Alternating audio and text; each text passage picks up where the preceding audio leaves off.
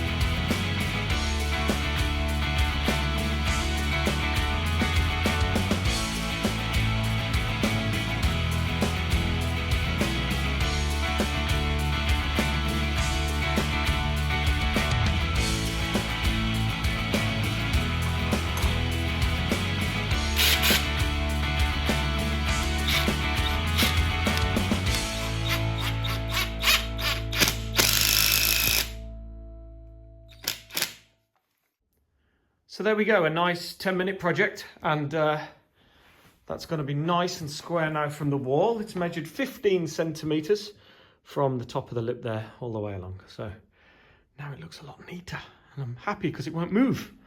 So there we go, that was simple, wasn't it? And yes, in case you're wondering, it's now symmetrical with the panels on the ceiling. So I'm happy. So as part of touching up the Joker gym, I also have a load of these offcuts, which I did use on the office project, but I've also acquired some from another project that my friend did at his house. So I've got loads of these random sizes, and what I've managed to do is go around and find out where they will fit, or where they will fit similarly. And that one there isn't too far off. So let's bang a bit of glue on the back of that, stick that one to the wall properly. I do have weights, obviously being a gym, that I can use to hold it in place while it sets. Very handy. Yeah, I just think it'll make it look a little bit different, as opposed to just having brick or having the PVC cladding. It's nice to have some other lines to break it up. So I'm just going to dot those around, leading up to plug sockets, leading up from wall sockets, maybe going up. I think I've got a long full 2.4 meter length that will fit nicely in the corner over there. So that's the first job, is to just break it up a little bit with some offcuts that were going to go in the bin otherwise, so I might as well use them, and I think it'll add a bit of visual interest.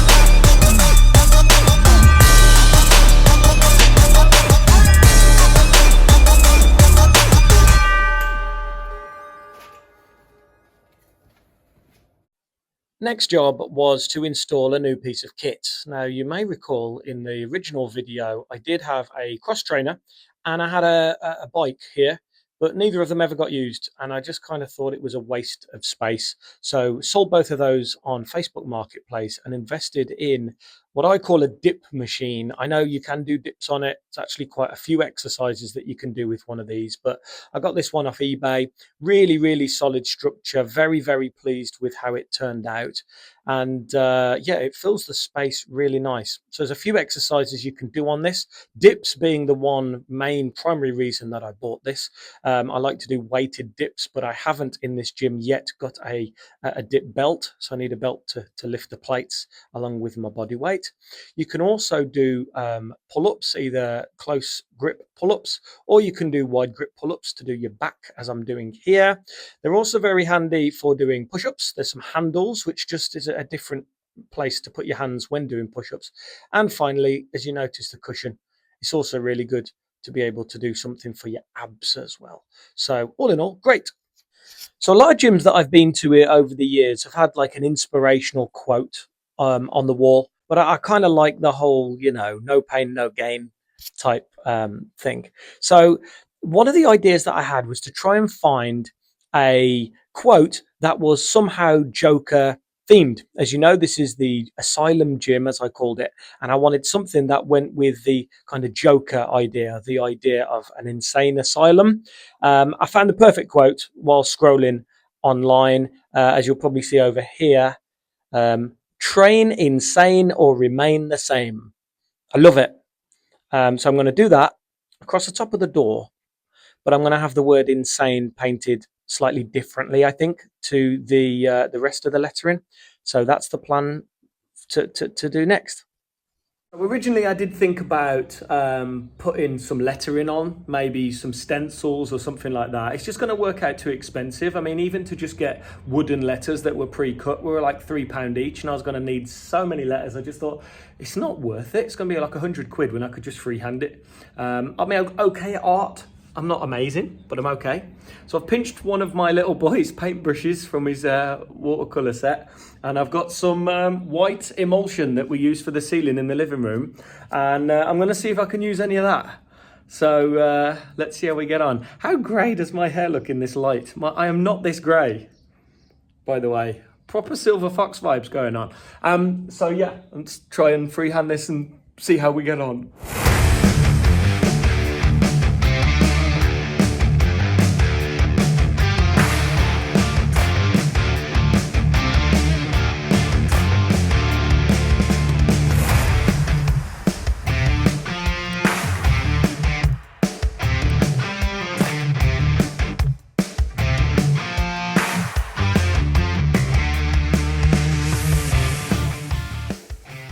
Just to finish it off, I just put a green cob light circuit on board LED. Got it for, I think it was about £5 or £6 off Temu. It's 5 metre length. I just cut it down. Turns out this is about 4 metres. So that looks all right. There we go.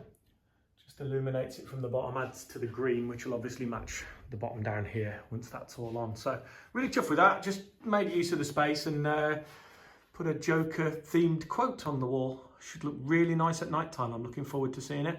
Oh, and also, just so you can see, the cables are hidden. The beauty of this slat wall is it's really easy to hide cables. So that runs down, the plug's actually hidden behind the plant.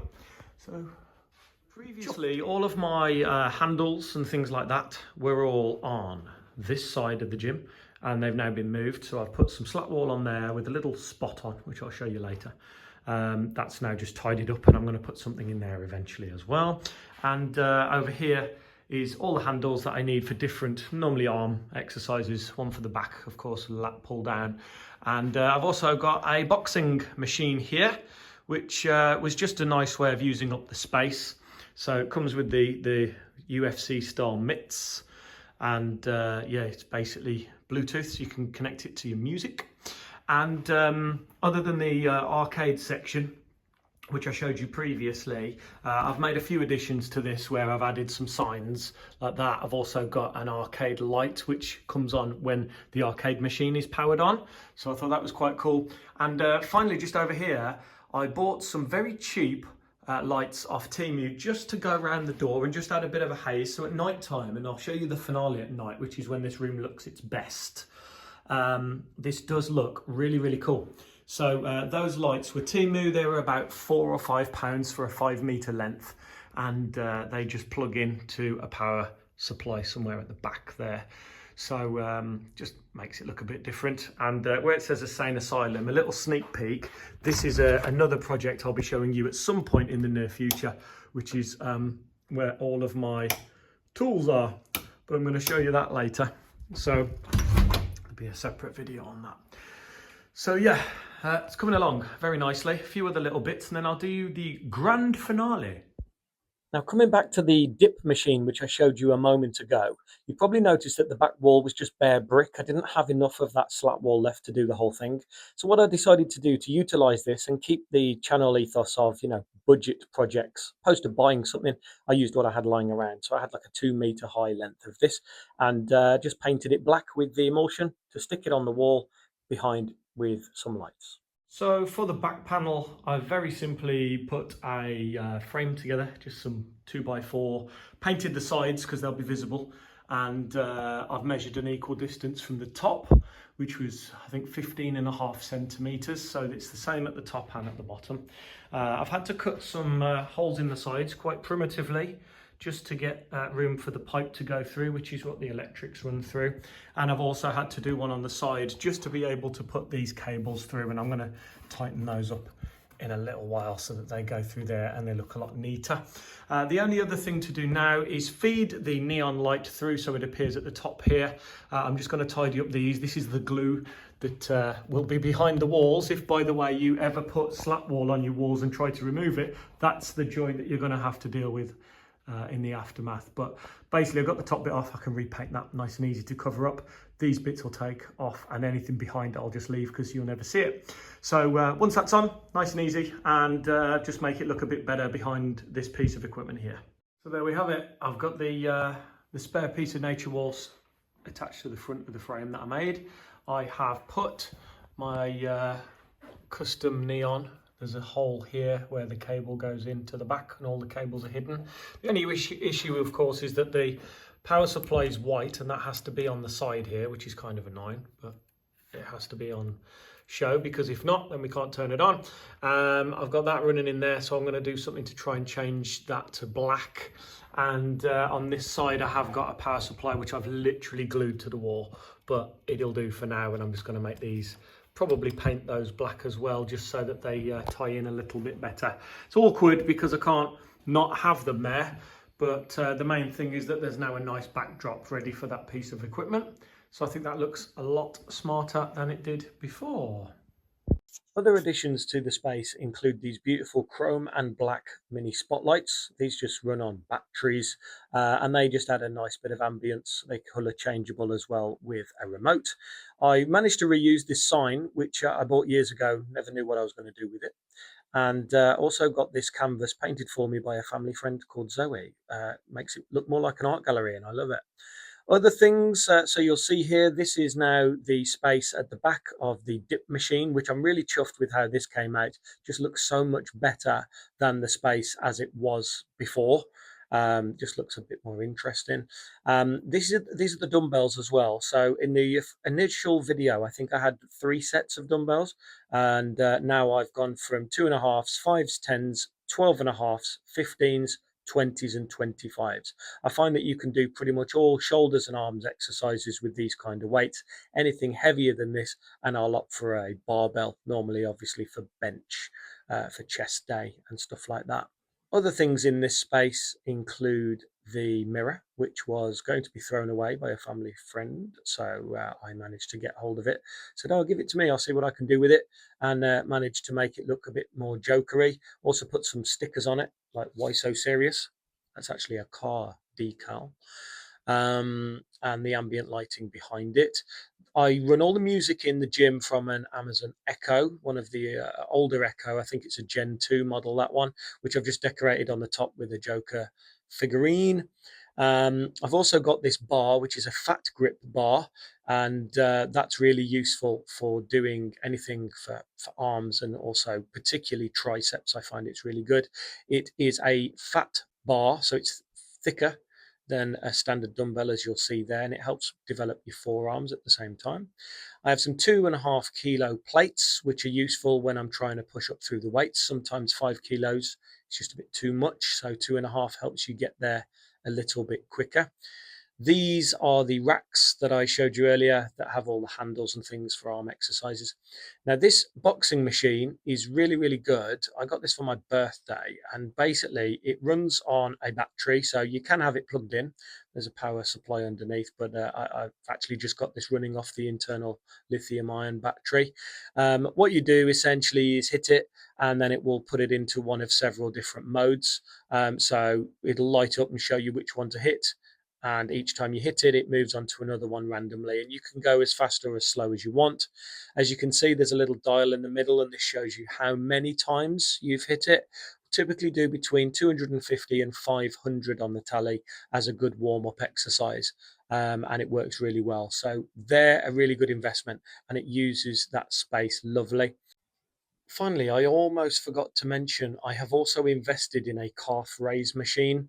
I think you're quite limited without one of these on exercises you can do for your calves that are really effective, other than holding dumbbells and trying to do, standing on your tiptoes, which isn't, in my opinion, very effective. Something like this really does give you a good burn. So this will take the standard 25 mil and the 2-inch plates, like the ones I have, the Olympic plates, so you can use it with both. And I'll typically load it up with quite a few plates, typically 40 to 50 kilos in total.